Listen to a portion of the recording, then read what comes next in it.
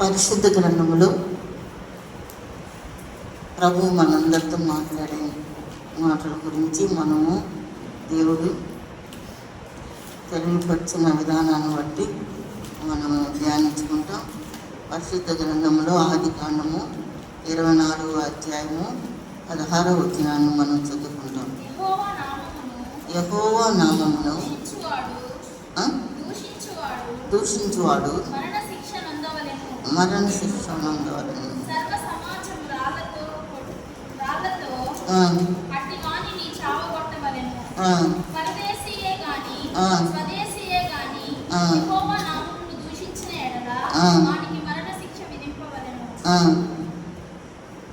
ఇరవై 24:16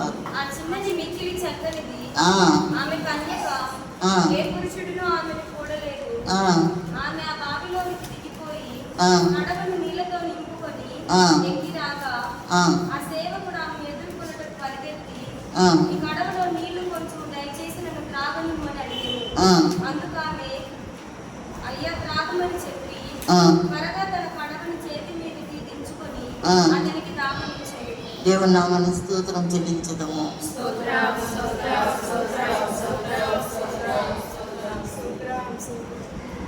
రెబెకా గురించి మనము తెలుసుకుంటాం.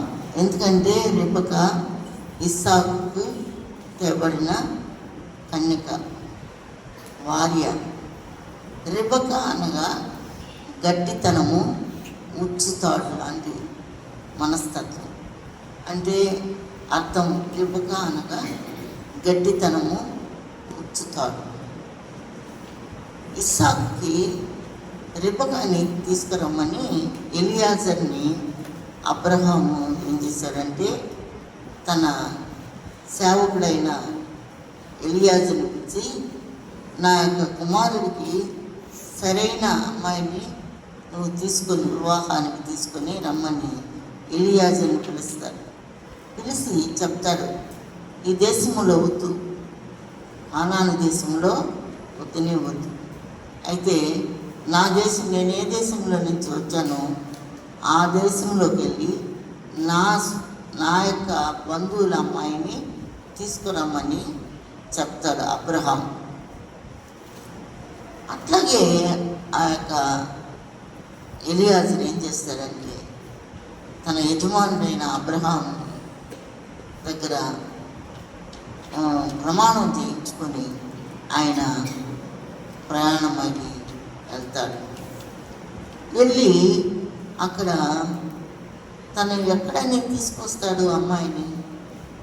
అందుకని దేవునితో మొరపెడతా ఉంటాడు, ప్రభా, నా యొక్క యజమానుడు, నీ యొక్క సేవకుడు కుమారుడికి అమ్మాయి కావాలి, ఎట్లాగా నేను తీసుకురాగలను?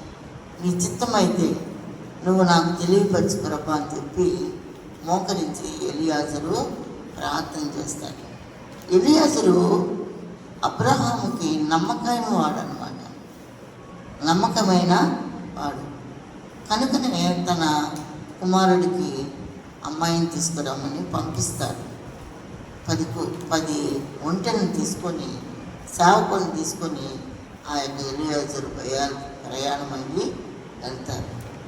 వెళ్ళి ఒక బావి దగ్గర ఏం చేస్తాడంటే కూర్చొని ప్రార్థన చేస్తూ ఉంటాడు.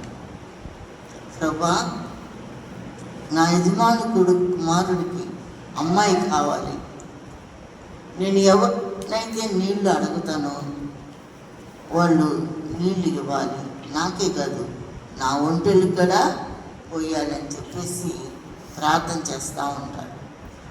బావి దగ్గరికి అనేక మంది చక్కటి అమ్మాయిలు వస్తూ పోతూ ఉన్నారు. పోతూ ఉన్నప్పుడు ఆయన అడుగుతున్నాడు, అమ్మ కొద్దిగా మంచి నీకైతే ఇస్తాను, నీ ఒంటిలో అమ్మ ఎన్ని తాగుతాయో, నీ ఒంటికి నేను నీళ్ళు ఇవ్వలేనని చెప్పేసి అమ్మాయిలు వెళ్ళిపోతూ ఉన్నారు.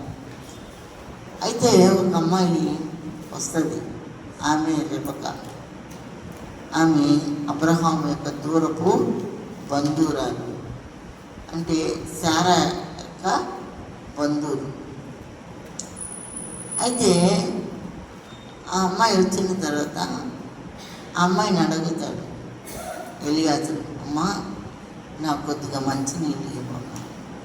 సరే ఇస్తానని కడవ తీసి నీళ్ళు ఆయనకి పోస్తున్నప్పుడు ఆయన తాగి నా ఒంటికి కూడా ఇవ్వమ్మా అన్నప్పుడు, నీ ఒంటికి కూడా పోస్తానని చెప్పి ఆమె కడవతో తన బావిలోకి వెళ్ళి నీళ్లు తోడుకొని నీళ్ళు తీసుకొని వచ్చి ఒంటికి కూడా పోసాను.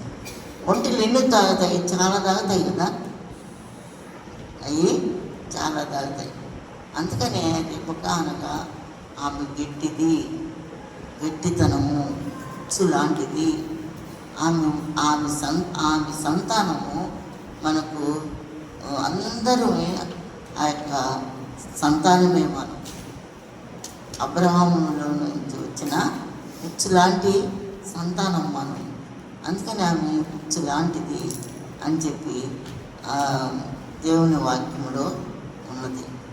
కాబట్టి ఆమె గట్టిది ఎందుకని ఏంటంటే ఆమె ఒంటెలకు తన దాసుడైన అబ్రహాం దాసుడైన ఎలియాజరుకు నీళ్లు సమృద్ధిగా ఇచ్చింది కనుక, ఆమె బావిలోకి వెళ్ళి దిగి తీసుకొని వచ్చి ఇచ్చింది కనుక ఆమె గట్టిది. అప్పుడు ఆయన గ్రహిస్తాడు, ఈమె ఖచ్చితంగా నా యజమాని కుమారుడైన అబ్రహాముకి తగిన అమ్మాయి అని చెప్పి అప్పుడు అడుగుతాడు ఎలియాజరు, అమ్మా నీ బంధువులు ఎవరు, నీవు ఎక్కడ, నీ తల్లిదండ్రులు ఎవరు అని చెప్పి అన్నీ అడుగుతాడు వివరాలు.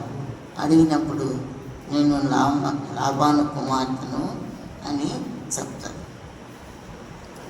అయితే ఈ పరిశుద్ధ గ్రంథంలో ఆమె గురించి ఏమన్నానంటే,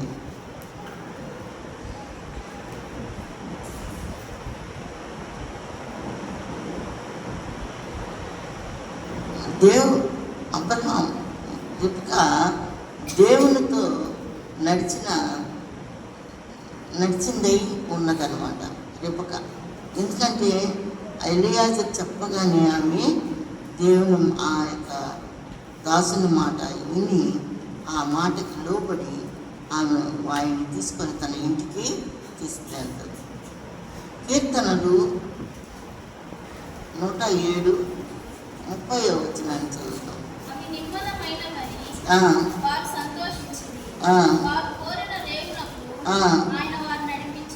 దేవునామని స్తోత్రం.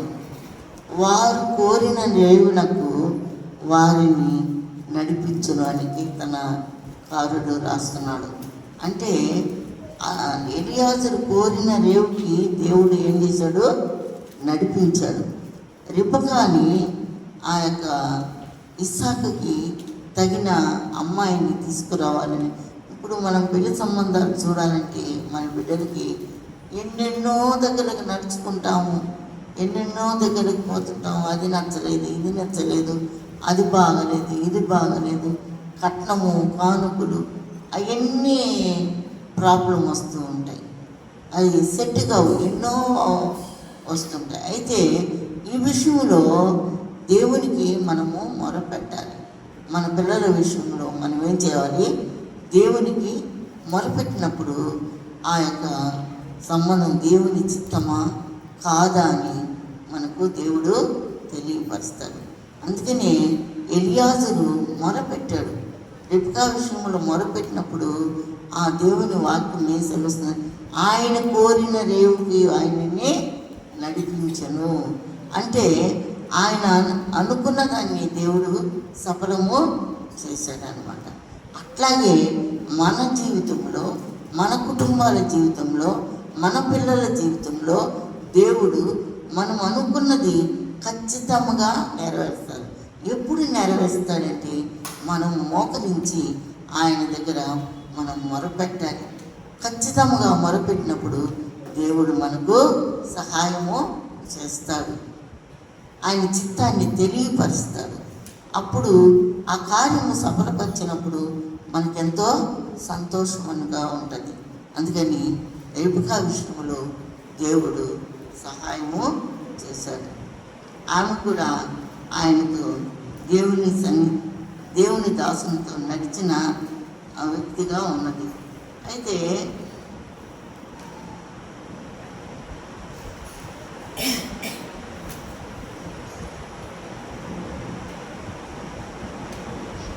దేవుని కుమార్తెగా ఉండాలంటే మనము ఏం చేయాలంటే రోమ 8:14 చదువుతాం. దేవుని ఆత్మ చేత ఎందరు ఎందరూ నడిపించబడుదురో నడిపించబడుదురో వారందరూ దేవుని కుమారులై ఆ, మనము దేవుని కుమారులై ఉండాలంటే దేవుని చేత నడిపించబడిన వారై ఉండాలి. దేవుడు ఎలాగా తెలియపరుస్తారో అలాగా మనము నడుచుకున్నప్పుడు మనం దేవుని కుమారులము కుమార్తెలము. దేవుని చిత్తాన్ని కాకుండా మన ఆలోచన ప్రకారము మన చిత్త ప్రకారము మనం నడుచుకుంటే అది దేవుని చిత్తానుసారంగా నడిచిన వారమా కాము. సాతాను యొక్క ఆలోచన ప్రకారం నడిచిన వారమై ఉంటాం. కనుక మనం దేవుని కుమార్తెలుగా ఉండాలంటే మన జీవితంలో మన యొక్క కుటుంబ ప్రవర్తనలో దేవునికి లోబడి దేవునితో మనం నడవాలి. ఇప్పుడు రెప్కా దేవుని యొక్క దాసునికి లోబడి దేవునితో నడిచింది కనుక దేవుని కుమార్తెగా ఆమె దిద్దపడ్డది, ఆమె అనుగ్రహించబడ్డది. కనుకనే మనం కూడా ప్రతి విషయము ఎంత చిన్న విషయమైనా మనం దేవుని యొక్క సన్నిధిలో మోకరించి ప్రార్థన చెయ్యాలి. అలా ప్రార్థన చేసినప్పుడు ఖచ్చితంగా మనము దేవుని కుమార్తెలుగా తీర్చబడతాం. దేవుని చేత నడిపించబడిన వారమవుతాం. వాళ్ళ మాటలు వీళ్ళ మాటలు మనం నమ్మకూడదు. మనం దేవునికి అప్పగించుకోవాలి. దేవునికి అప్పగించుకొని దేవునికి యొక్క లోబడి మనం నడుచుకున్నప్పుడే దేవుడు మనకు సహాయము చేస్తాడు, ఏ కార్యమైనా సఫలపరుస్తాడు. కనుక ఈ మొట్టమొదటిగా రెబెకా ఎవరికి లోబడింది? దేవునికి లోబడి నడిచింది కనుక, దేవుని చిత్తాన్ని తెలుసుకొని నడిచింది కనుక ఆయన దేవుని కుమార్తెగా ఆమె తీర్చబడ్డది. రెండవదిగా చెప్తాం,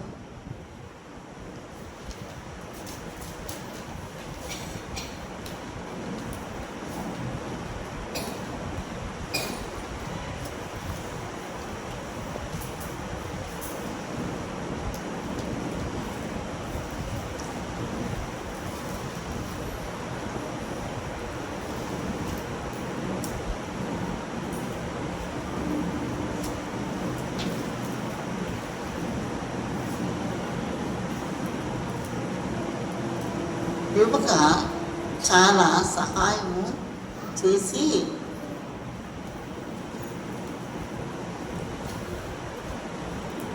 రుణం కలిగి ఓర్పు సహనం కూడా కలిగింది. రెండవదిగా రెబెకా చాలా సహాయం చేసిన మనిషిగా ఉన్నది. ఆమె రుణం కలిగి ఉన్నది, ఓర్పు కలిగి ఉన్నది, సహాయం కూడా చేసిన వ్యక్తిగా ఉన్నది. అయితే సామెతలు 3:27 చదువుతాం. మేలు చేయుట నీ చేతనైనప్పుడు దాన్ని పొందదగిన వారికి చేయకుండా వెనుక తీయకము. మేలు మన చదువుమా,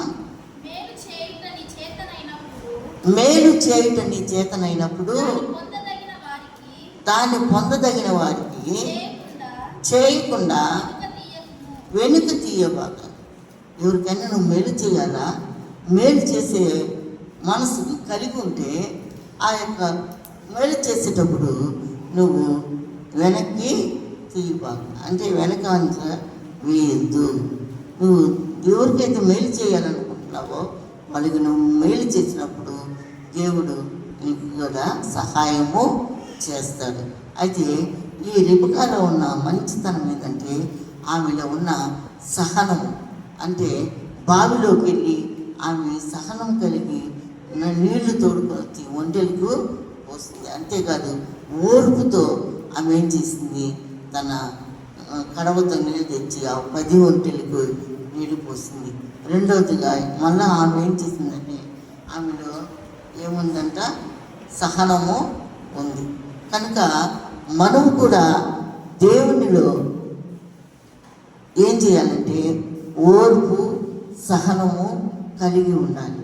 సహాయం చేసే మనసు మనకు కలిగి ఉండాలి. ఆ రేబకాలో అలాంటి మనసు కలిగి ఉంది కనుక దేవుడు ఆమెని ఆశీర్వదించాడు. ఆమెని జనములకు తల్లిగా ఆమెని చేశాడు. ఆమె తన రెండో కుమారుడైన యాకోబును చూడకుండానే మరణించింది. ఆ సంతానంలో నుంచే ఇజ్రాయేలు జనము ఉత్పత్తి అయినాడు. కనుక రిబకా అలాంటి మనస్తత్వం కలిగినది. ఆమె సహాయం చేసేది, ఆమె ఓర్పు కలిగినది, ఆమె సహనము కలిగిన వ్యక్తిగా ఉన్నది. ఎందుకంటే ఆమెలో ఉన్న మనస్తత్వం అలాంటిది. అలాంటి మనస్తత్వము మనకి కలిగి ఉండాలి. ఇతరులకి సహాయం చేసే మనస్తత్వం కలిగి ఉండాలి. ఎంతోమంది వచ్చారు ఆ బావి దగ్గరికి నీళ్ళు తోడుకోవడానికి, ఎవరికి అలాంటి మనస్తత్వం లేకుండా పోయింది. అయితే రిబకాకి కలిగింది ఆ మనస్తత్వం. ఆ మనస్తత్వం ఎట్లా కలిగిందంటే దేవుని యందు ఆమె భయము, భక్తి కలిగి ఉన్నది కనుక, ఆమెలో ఇతరులకు సహాయం చేసే మనస్తత్వం కలిగింది కనుక, ఆమెలో ఓర్పు, సహనం కలిగి ఆ యొక్క ఎప్పటికైందో ఆమె ఎప్పుడు వచ్చింది బావి దగ్గరికి, ఆమె ఎప్పుడు దాకా ముంచి ఆమె తెచ్చి బావిలో నీళ్ళు తోడుకొని వచ్చి ఆ వంటలకు పోసిందో. కనుక అలాంటి స్థితి ఆమెది. ఆమె ఇతరులకి సహాయం చేసే మనస్తత్వం కలిగి ఉన్నది. మనం కూడా ఇతరులకి సహాయం చేయాలి. మనం లేని దాంట్లోనే సహాయం చేయాలి. అప్పుడు దేవుడు మనల్ని జ్ఞాపకం చేసుకుంటాడు. చూడు, నా బిడ్డ లేని దాంట్లోనే ఇతరులు కష్టాల్లో ఉన్నప్పుడు సహాయం చేసింది. ఖచ్చితంగా నా బిడ్డకి సమృద్ధిగా నేను సహాయము చేయాలి అని దేవుడు మీ గురించి మంచి సాక్ష్యాన్ని కలుగు చేస్తాడనమాట. ఆయన మిమ్మల్ని ఆశీర్వదిస్తాడు, దీవిస్తాడు. నిన్ను, నీ కుటుంబాన్ని ఆయన అభివృద్ధి పరుస్తాడు. కనుక మనము కూడా ఆ రిబకాలో ఉన్న మనస్తత్వాన్ని కలిగి మనము కూడా అలాగా చేయాలి. మత్తయి సువార్త 25వ అధ్యాయము 40వ వచనాన్ని మనం చదువుకుంటాం.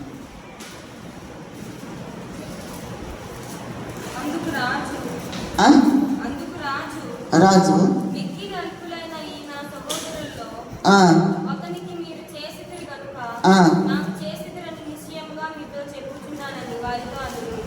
చూడు, రాజు మిక్కిలి అల్పులైన వారికి ఎవరు చేశారంట సహాయము చేస్తే దేవుడు ఏం చేస్తాడు, మనల్ని ఆశీర్వదిస్తాడు. కనుక మనం దేవుని దృష్టికి ఎలా ఉండాలంటే రిబకాలాగా మనము ఉండాలి. రిబకా ఇతరులకి సహాయం చేసే మనస్తత్వం కలిగినది ఆమె ఉన్నది. కనుక మనము కూడా ఇతరులకు సహాయం చేసేవాళ్ళుగా ఉండాలి. ఒకరిని దూషించేవాళ్ళుగా ఉండకూడదు, వాళ్ళని కష్టపెట్టేవాళ్ళుగా ఉండకూడదు. మూడవదిగా చూస్తాం రిబకాలో మనస్తత్వం. రిబకా దేవుని చిత్తానికి లోబడి ఉంది. రిబకా దేవుని చిత్తానికి లోబడి. అప్పుడు ఎలియాజరు తన వంటలు అన్నీ తీసుకొని ఆ బావి దగ్గర నీళ్ళు తాగి ఉన్నప్పుడు రిబకా అంటది, మీరు మీ వంటలు తీసుకొని మా ఇంటికి రండి అని చెప్పి పిలుస్తుంది. రిబకా పిలిచి తన ఇంటికి తీసుకొని వెళ్తుంది. ఆ రాత్రి ఆ ఎలియాజరు అక్కడ బస చేయడానికి అడిగినప్పుడు ఇష్టపడతాడు. వాళ్ళ అన్నకి ఆ లాభానికి వాళ్ళకి చెప్పి తీసుకొని వచ్చి ఎలియాజరుని పరిచయం చేసి అప్పుడు ఆ ఒంటరికి మేత, వీళ్ళకి భోజనము సిద్ధపరిచి అప్పుడు ఆ రాత్రి వాళ్ళ ఇంటిలో ఉంచుకుంటుంది. ఎందుకంటే ఆమె దేవుని చిత్తానికి లోబడింది అయి ఉన్నది. అంతేకాదు అప్పుడు వాళ్ళ ఇంటి వారు, వాళ్ళ అన్న, వాళ్ళ తల్లి, వాళ్ళ తండ్రి అందరూ ఉండే రిబకాని అడుగుతారు. రిబకాని అడిగి, ఏమి మనుషులతో నువ్వు వెళ్తావా అన్నప్పుడు ఆ మాటకి రిబకా వెళ్తాను నేను అని దేవుని చిత్తానికి ఆమె ఒప్పుకొని లోబడి ఒంటరికి ఆ యొక్క ఎలియాజర్తో వెళ్ళిపోతుంది, బయలుదేరుతుంది. అంటే దేవుని చిత్తానికి మనం లోపడాలంటే తల్లిదండ్రుల మాట మనం వినాలి. తల్లిదండ్రులు ఎట్లా చెప్తే అంటే నేను చెయ్యాలి.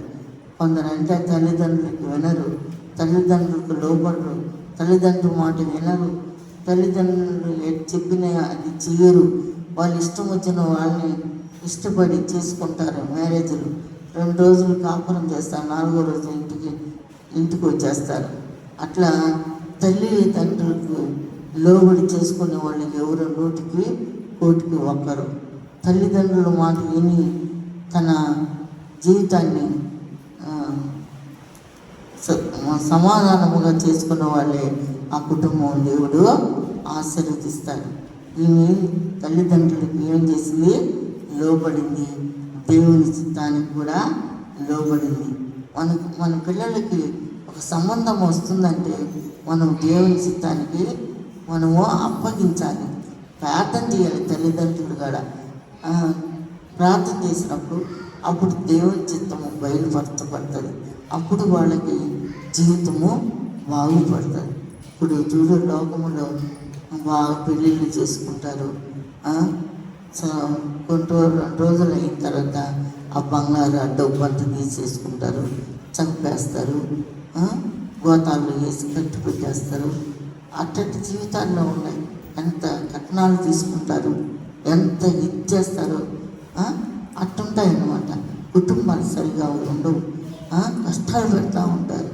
బిడ్డలకి పెళ్ళిళ్ళు చేస్తారే కానీ ఆ బిడ్డల జీవితాలు బాగానే ఉండవు. జీవితాంతం వాళ్ళ జీవితాల కొరకు మనం ఏం చేయాలి? బాధలు పడుతూ, కష్టాలు పడుతూ వాళ్ళ కొరకు కన్నీరు గారుస్తుంటారు. అందుకని వాళ్ళకి అది జరగకముందే దేవుని చిత్తం మనము ఎరగాలి. ఆ అమ్మాయి ఆ రిబకా కూడా దేవుని చిత్తానికి లోబడి దేవుని చిత్తాన్ని ఎరిగి దేవునికి లోబడింది కనుక ఎలియాజర్తో కూడా ప్రయాణమై వెళ్ళిపోయారు. కనుక మనము కూడా దేవుని చిత్తానికి లోబడాలి. 4వది చూస్తాం. రిబకా భర్తకు లోబడింది. రిబకా భర్తకు లోబడిన స్త్రీ. 4వది రిబకా భర్తకు లోబడిన స్త్రీ. 19 సామెతలు 19:14 చదవండి.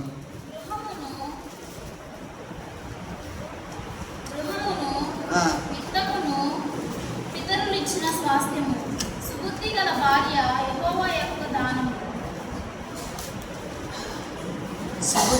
భార్య యెహోవా ఇచ్చిన భార్య. రిబకా ఇస్సాకి యెహోవా ఇచ్చిన భార్య. అందులో ఏముందంటే సుబుద్ధి, మంచి బుద్ధి ఉంది. ఎవరికి? రిబకాకి. మనము కూడా మంచి బుద్ధి కలిగిన వారమై ఉండాలి. ఎందుకంటే ఆ రిబకా ఒంటెలోకి వేసుకొని వస్తూ ఉంటే అప్పుడు దారిలో ఇస్సాకు ఏం చేస్తాడంటే పొలంలో చేరి ప్రార్థన చేసుకుంటూ ఉంటాడు. ప్రార్థన చేసుకుంటూ ఉన్నప్పుడు ఆమె ఒంటెలు ఎక్కి ఆ ఎలియాజరుతో కూడా వస్తూ ఉంటుంది. అది చూసిన ఇస్సాకు ప్రార్థనలో నుంచి లేచి వాళ్ళని ఎదుర్కొంటూ పోతూ ఉంటాడు. పోయినప్పుడు అప్పుడు రిబకా ఏం చేస్తుందంటే ఆ ఎలియాజరుని అడుగుతుంది, అయ్యా ఆ వస్తున్న ఆ యొక్క వ్యక్తి ఎవరు అన్నప్పుడు, అమ్మ నా యజమానుడైన అబ్రహాం కుమారుడు ఇస్సాకమ్మ, కనుక మనల్ని ఎదుర్కొనడానికి వస్తున్నాడమ్మా అన్నప్పుడు ఆమె ఒంటి దిగి ఏం చేసిందంటే తన తల మీద ఉన్న ముసుగును ఏం చేసిందంటే ముసుగును వేసుకున్నది. ముసుగు వేసుకొని గౌరవంగా తల ఉంచుకున్నది. అలాగా అందుకని రిబకాలో భర్తకి విధేయత లోబడిన స్త్రీగా ఆమె ఉన్నదన్నమాట. కనుక మనము కూడా మన భర్తలకి మనము లోబడి ఉండాలి. మన భర్తలకి మనము లోబడి ఉండాలి. ఇప్పుడు వాళ్ళు లోబడలేదు, లోబడరు. రే అంటే రే, ఒరే తిరే అని మనవాడు మాట్లాడతారు. ముసుగు ఒకటి కాదు, అసలు ముసుగే వేసుకోరు స్త్రీలు, అలాగ ఉంటారు. అయితే రిబకా ఇస్సాకుకి లోబడి ఉన్నదన్నమాట. కనుక మనము కూడా రిబకాలాగా మనము దేవునికి లోబడి ఉండాలి, భర్తలకి లోబడి ఉండాలి. కనుక ఆ విధంగా లోబడి ఉన్నప్పుడు దేవుడు ఖచ్చితంగా మనల్ని ఆశీర్వదిస్తాడు. అదే సామెత 31:10 చదువుతాం.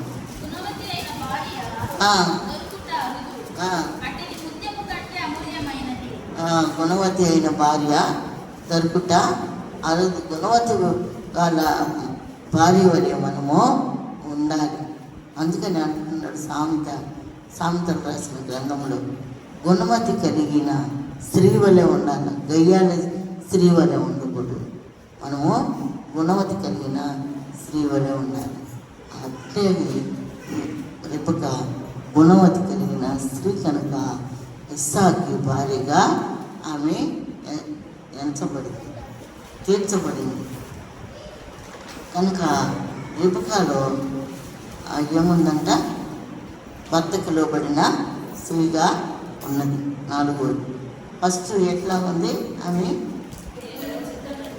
దేవుని యొక్క చిత్తానికి లోబడిన, దేవునితో లోబడిన స్త్రీగా ఉంది. రెండవదిగా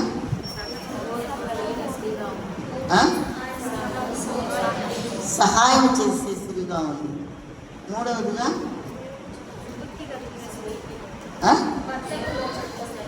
నాలుగవది భర్తకు లోబడిన స్త్రీ. మూడవదిగా చెప్పాను, దేవుని చిత్తాన్ని నెరవేర్చిన స్త్రీగా ఉంది. ఐదవదిగా చెప్పి ముగించుకుంటాము.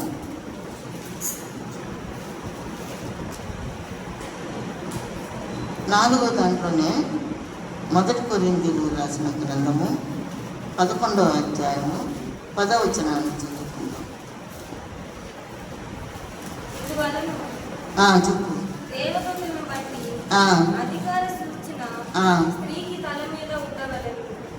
స్త్రీకి తల మీద ఏముండాలి, ముసుగు ఉండాలి, ముసుగు ఉండాలి. ముసుగు లేకుండా మనం దేవుని మందిరంలో ఉండకూడదు. అందుకని రిబకా తన యజమానుడైన ఇస్సాకును చూసి ఏం చేసింది, ముసుగు వేసుకుంది.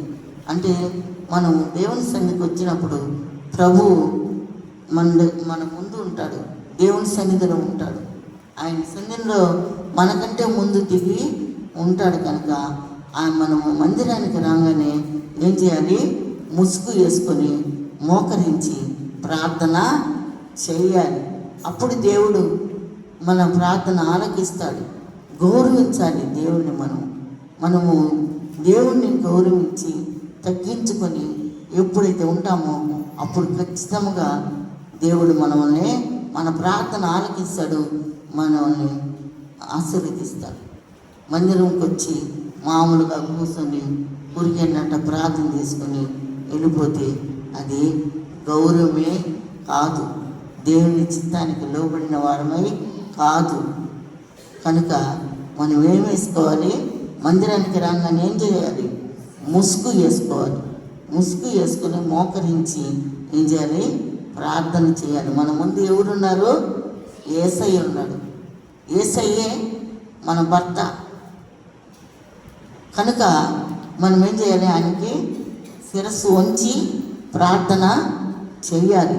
అప్పుడు ఖచ్చితంగా దేవుడు మన మొర ఆలకిస్తాడు. మనం చూస్తూ ఉన్నాడు, నీవు దేవుని మందిరంకి వచ్చి నీ ప్రవర్తన ఎట్లాగుంది, నీ ప్రవర్తన ఎట్లాగా ఉంది? కొందరు వస్తారు మందిరంలో నిద్ర చేయాలని, బలిపీఠం మీద ఉంటే బలిపీఠం మీద ముందు కాళ్ళు చాపుకొని పడుకుంటారు. ఇది భయం లేనితనం. ప్రభు సన్నిధి ఉంది, ప్రభు సన్నిధి దిగు ఉంటుంది ఎప్పుడు. ఆయన బలిపీఠం మీద అని ఉండనే ఉండదు, కాళ్ళు చాపుకొని ఉంటారు బలిపీఠానికి. అట్లాగే చేస్తూ ఉంటారు. ఇప్పుడు దేవుడు ఎంత దుఃఖపడతాడు, ఎంత దుఃఖపడతాడు చెప్పండి. అట్లా చేయకూడదు. ఈ పిల్లలు కూడా బలిపీఠాన్ని ఎట్లా కాసమాసగా చేస్తూ ఉంటారు. అట్లాగా ఉండకూడదు. దేవుడు ఆయన సన్నిధి మహిమ ఎప్పుడు దిగుతూ ఉంటుంది.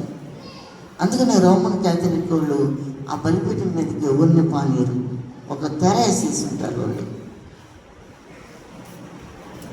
కనుక తన యజమాని చూసి ఆమె ఏం చేసింది? ముసుగు వేసుకుంది. ఆమె తన భర్తకి ఏం చేసింది? లోబడిన వ్యక్తిగా ఉంది. ఎఫెసీయులకు రాసిన గ్రంథము 5వ అధ్యాయం 22వ వచనాన్ని చదువుతాం.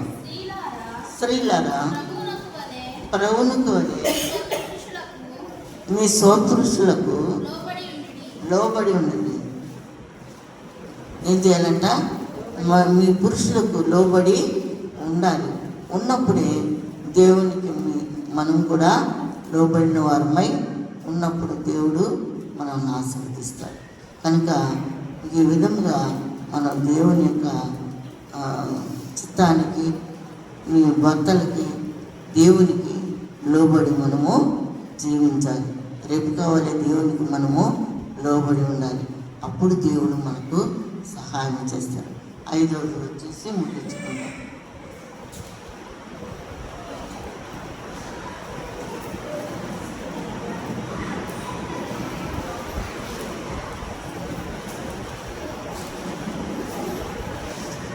రెబెకా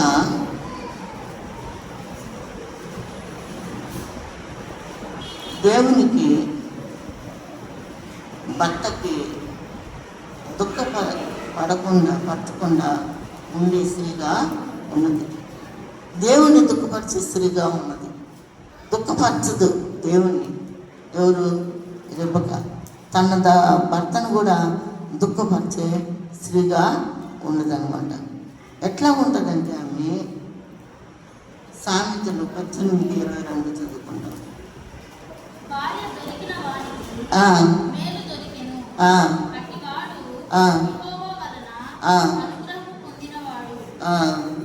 ఈమె దేవుని కానీ తన భర్తను కానీ ఆమె దుఃఖపరిచిన స్త్రీగా లేదు. కనుకనే ఆమె దేవుని వలన పొందిన భార్యగా ఇస్సాకి దేవుడు ఇచ్చాడు. కనుకనే ఆమె ఏమైందంటే ఆమె ఆశీర్వదించబడింది.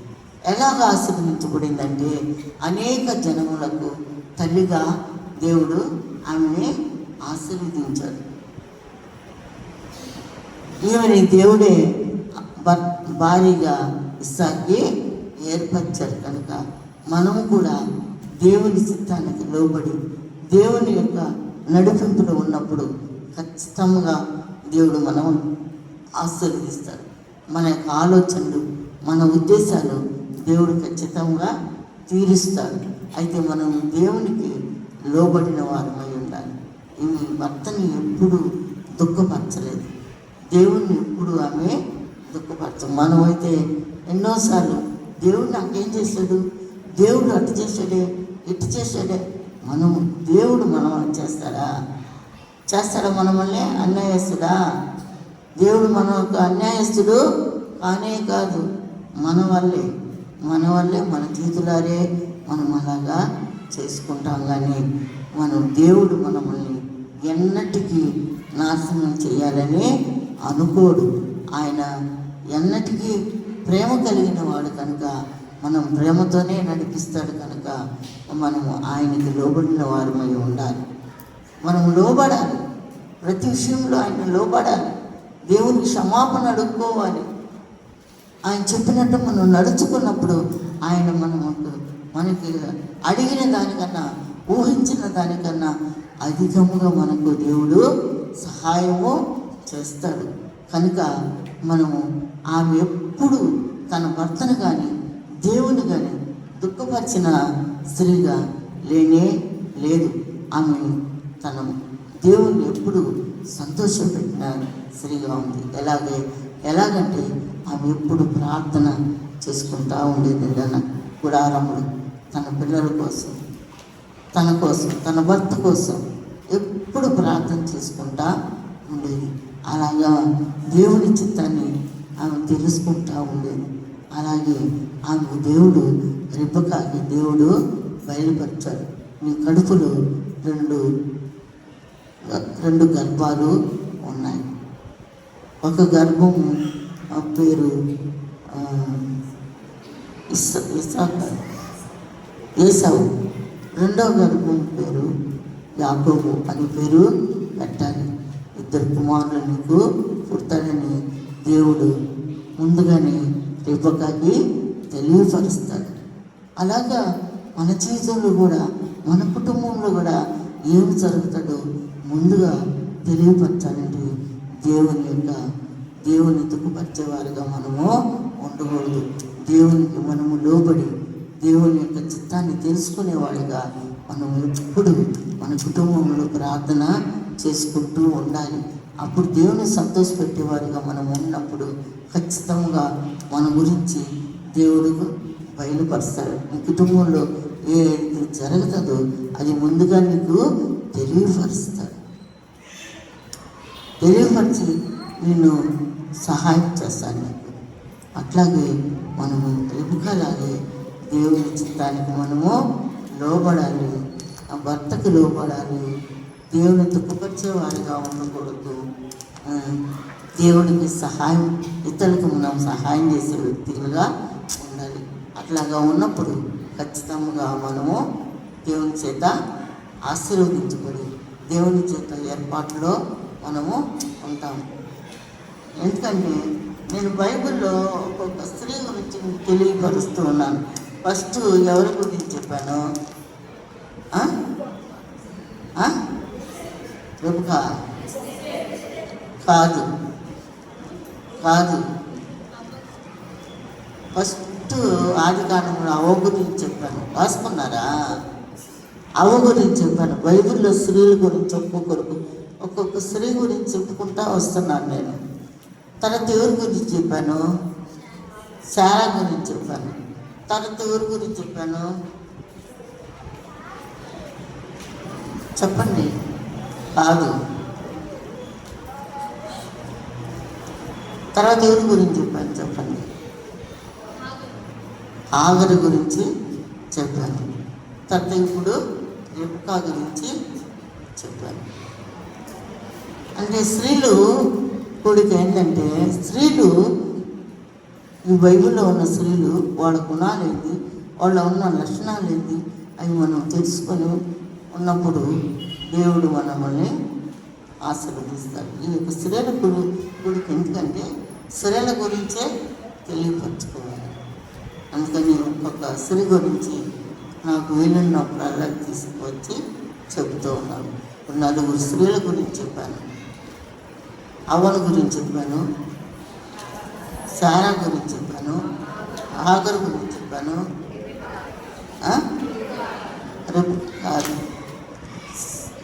రిబకా గురించి కాదు, ఆగరు గురించి చెప్పాను. తర్వాత ఆమె ఎవరు? ఇంకొక శారా, రిబకా, ఆగరు,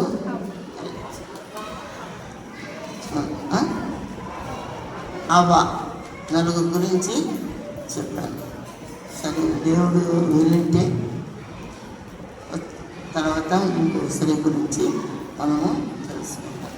దేవుడి మాటలు దీవించి ఆశీర్వదించినట్టుగా దేవుని స్తోత్రం చెల్లించి